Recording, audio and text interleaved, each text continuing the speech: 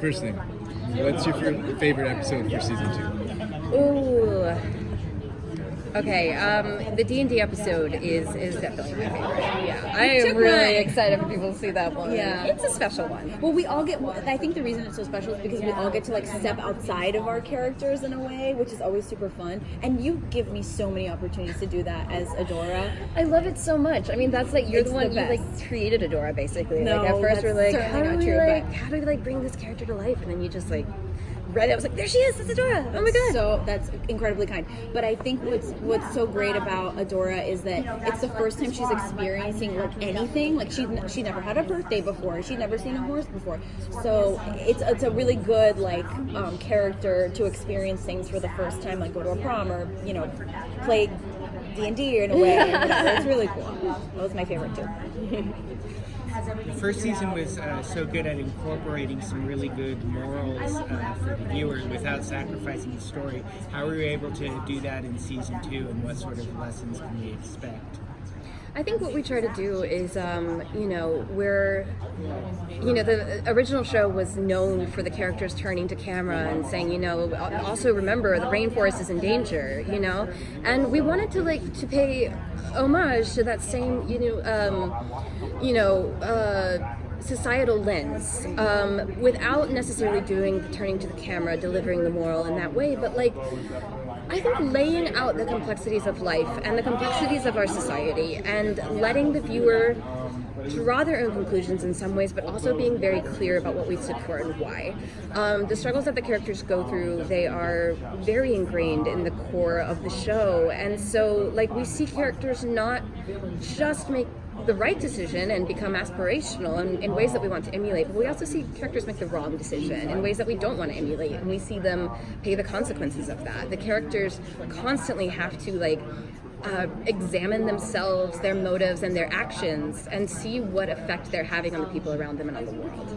So in that way, we just wanted to make that more of the core of the show, more of, not the moral at the end of the show, but something that was really at the heart of the show. I think that's a big strength of the show, as a third party, not really, but I think that's the real strength of the show, is that you do bring in a very genuine emotional core, and only genuine things can spring from that if the right intention is put. Also, this show came about during a time of at least for me, I can speak for myself, not for Noelle, but it was a time of a lot of in my mind, kind of political uncertainty. And so when I would come in and record, especially in the first season, episodes with Madame Raz, and she had this one line where there's no more stars, and I was like, I get that, I get it, and so I think that it's also a product of the time we're in, and this sort of emotional uncertainty and where we fit in as women, and women of color, or all of the, it's just a mess, and the show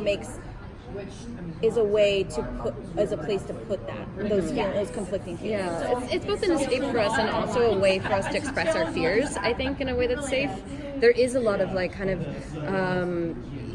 it's just woven throughout the show. Adora's entire arc as a person, as a character, is about a young woman in a leadership position for the first time, and how she deals with that. All the characters deal with that in their own way, and it becomes about, even though it's not a world with sexism as we know it, the characters still deal with things that I think that are very the stresses and anxieties that we deal with every single day in this world. We want to make a world that's both an escape and a fun place to go to get away from the real world, but also one that isn't afraid to take a look at and work through the feelings of watching what's happening to our world, and the fear and the sadness around that. Were there any characters or elements from the classic series that you wanted to do in season 2? I don't know if I can give that away. There's definitely some cool new cameos coming up, and then just even more in the next season, but yeah, stay tuned. I love the new lore that you're creating, the whole idea of technology as magic, and the legacy of She-Ra. Yeah. Will we be being deeper in that, possibly seeing former She-Ras? Absolutely. I mean, we've talked a lot about Mara, and Mara is so woven into the history of the show, and Adora is so sort of fixated on her. She has inherited the mantle from her, which, you know, I think as women, like, we deal with a lot where you sort of feel like you're looking up to the women who came just a few steps before you to kind of like see what you can learn, and like and I think it's part, like, even the women coming after us, we sort of know that they'll go farther than we ever could. Yeah. And so the feeling of getting the torch passed to her by Mara, and like, what do I do now? How do I both avoid what happened to her and also like succeed in the ways that she succeeded as well? So it's And the hard part is that she can't ask her. Yeah. You know, and that's one of the core things that Adora deals with this season is like all of the questions, not only about her own identity, but like, what is she supposed to do with this like responsibility? How is she even supposed to save anything? She doesn't even have a blueprint. So I think she's sort of figuring it out. And I think that's kind of where we are as well. Yeah. Figuring it out. Yeah. Moving to these shorter seasons, does it help you come up with bigger ideas? Does it give you more motifs to use? It's just like, I think we get to deliver episodes more often, so that instead of it being, you know, for example, 6 months between drops of episodes, they can come much more frequently. So it's a little bit more of the experience of like constantly watching something instead of just like, here's 13 episodes, binge them all at once, and then wait for half a year before you get another one. So that's the idea behind it. I think that it does interesting things with our episode structure, where like we basically approach these stories as arcs of 13, and so usually that middle, the divide of the season happens at a bit of a cliffhanger. So it'll be interesting to see what the reaction to that is, but it also, you know, I'm excited to be able to just have more on more often. Marcus mentioned a darker tone of season 2. How do you do that while keeping it still She-Ra? I think that it's something the darkness is something that's inherent in the story, I think, where it's like, so much of season 1 is about setting up these power structures and setting up these characters, but it's also, there's a lot there, just the conflicted feelings between the characters, the dark plot of the villains. It's just something that we delve into more and more as the characters evolve and deepen, and we always try to keep it fun, and we always try and keep, you know, the jokes coming, but it also, like, sometimes can really lead to a pretty heartbreaking, you know, like a lot of our episodes would be like all fun and games until then at the end it's like Adora hanging off a cliff with like tears running down her face, you know, like it's like, Well, sometimes I'd show up to work and like, you know, it's gonna be like a comedy heavy episode, and then, you know, not. So it's fun, but it's like the She-Ra special. It's like, we're having so much fun. Oh no! Oh wait, there's actually problems. But yeah, that's what keeps people coming back, I think, too. People want that. People want that emotional release in every way they can get it, whether it's laughter or tears or just frustration. Yeah. You know, there's a reason why shows with that emotional core are succeeding right now. I think people are just so desperate for it. Yeah. Do you do anything different with your voice when you're She-Ra versus Adora? Well, I think you do. You put my voice through something for She-Ra, like Sometimes a filter. for the honor of Grayskull we do. Yeah, we do like a reverb, but like, no, actually it's pretty much the same. Oh, great. Because we talked about that early on, like, I remember that was one of my questions, and you were thinking of maybe toying with a filter. Yeah. But eventually, I don't know why you decided not to, but I was worried that I wouldn't have like a commanding enough voice. Like, that's something that I worried about also, because I do another show where I play a princess, but it's a very different tone.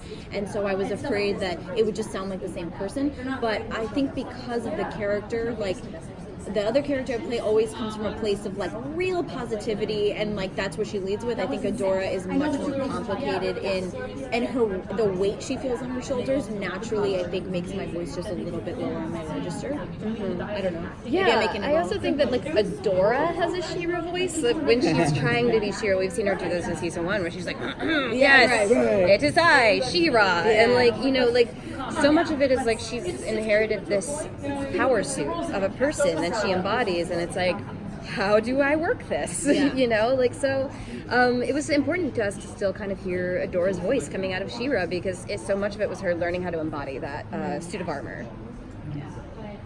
It's one of my favorite episodes of the season. I love the costuming, I love the dancing. Oh no, just did you ever think sometimes Adora might be a little too gung-ho sometimes? That you go, maybe she shouldn't do that? Like when you're writing, like when they're coming with the story, or just when you're reading the script, you go, that's seems a little out of character. I think I was just trying to let the characters do like whatever it is they want to do. Like Adora's really fun because like on her fun side she gets really into stuff. Like she just gets really like she's like, okay, we're doing this. Like there's a couple fun episodes this season where like Adora's trying to impress people by pretending that she's a scholar or something like that. And so she gets really into stuff like that. Like she really likes to embody those roles. But then on the other side, you know, like she's also freaked out of everything. Or like she's very like, I don't know what I'm doing. It's part of her growth too. I think in learning to be a leader, you know, you it's a constant negotiation between like being cautious and being proactive. Could we get it for the honor of Gray Skull like you did on the red carpet? I actually didn't do it on the red carpet because I'm really shy about it, but do you really want it? Okay, here we go. Oh God, I'll have to You could do like the fast one, like when she's in a hurry. Like, okay, I'll you do it know, behind my hand. For the honor of Gray Skull! Perfect. Kids everywhere are just crying. And you're just like, that's amazing. If it's anything like my childhood, you're going to be doing that for like next 20, For 30 sure, years. But it kind of just feels like honor Grace, blah blah blah blah. All right, thanks so much.